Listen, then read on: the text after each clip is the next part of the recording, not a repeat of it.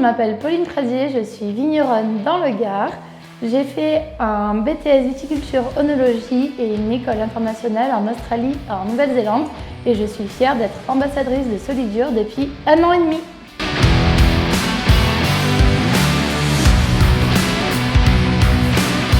J'ai choisi ce métier parce que je suis la 5e génération et depuis enfant c'était une évidence parce que quand on est enfant d'agriculteur, pour passer du temps avec ses parents, on est obligé d'aller dans les vignes et peu à peu mes parents m'ont transmis leur amour et leur passion et du coup quand j'ai dû faire un choix dans mes études, je me suis dit mince, je sais faire que ça, donc c'était vraiment une évidence.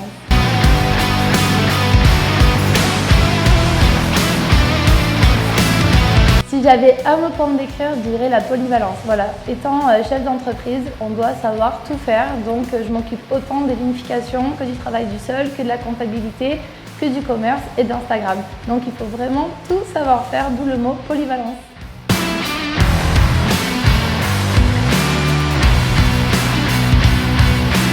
Si je devais donner des conseils aux jeunes qui voudraient s'installer, allez-y, on fait le plus beau métier du monde. Certes, l'agriculture, c'est un métier compliqué, on est dépendant des aléas climatiques, des crises économiques, mais on fait le plus beau métier du monde. Il y a des hauts, il y a des bas, mais il faut croire en notre métier. L'agriculture, c'est vraiment important, on nourrit tout le monde, donc il faut y croire.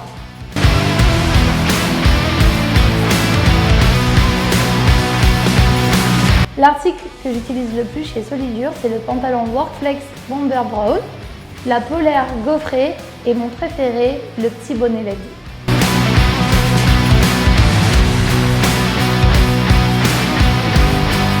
Si j'ai voulu faire perdurer la société, déjà c'était pour remercier mes ancêtres et mes parents. À chaque génération, chacun apporte sa pierre à l'édifice. Mon arrière-arrière-grand-père a commencé avec 5 hectares, mon grand-père en avait 15. Quand je suis arrivée dans l'exploitation, mon père en avait 40. Avec moi, on est monté jusqu'à 60 hectares. Et mon père n'a jamais fait de bouteilles. Et moi, j'ai dû tout créer. Donc, je suis partie de zéro. Aujourd'hui, je fais à peu près 15 000 bouteilles. J'ai créé mon logo, mon étiquette. Et ce que je trouve vraiment intéressant dans cette passation de génération, c'est que chacun apporte quelque chose, des nouvelles idées. Alors, on prend les conseils de nos ancêtres.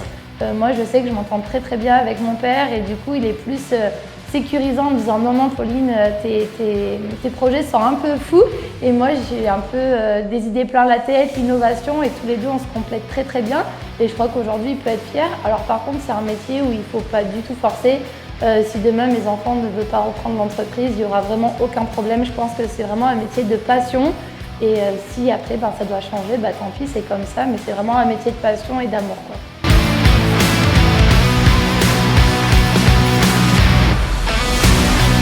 Dans la viticulture, il y a à peu près 30% de femmes et je crois que dans l'agriculture générale, il y a 25% d'agricultrices. Étant une femme, bizarrement, il faut toujours trouver plus. Ça, c'est un petit peu gênant. Je pense qu'on nous attend trop au détour et il faut vraiment montrer qu'on mérite notre place. Après, moi, ce que j'essaie vraiment de transmettre à travers les réseaux sociaux, c'est vraiment la force physique. Parfois, c'est pas vraiment adapté.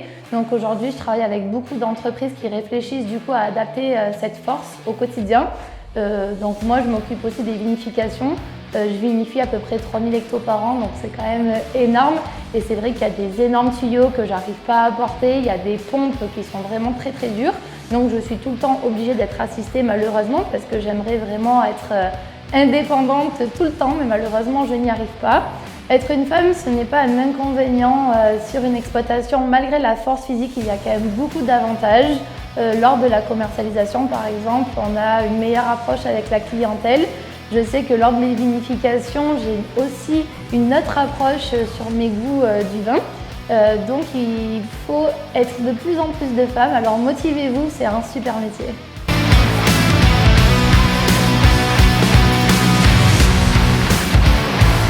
Si j'avais un petit mot pour la fin, n'oubliez pas que chaque fois que vous ouvrez une bouteille de vin, il y a énormément de travail derrière, voire des années de personnes qui se sont investies pour faire ce produit.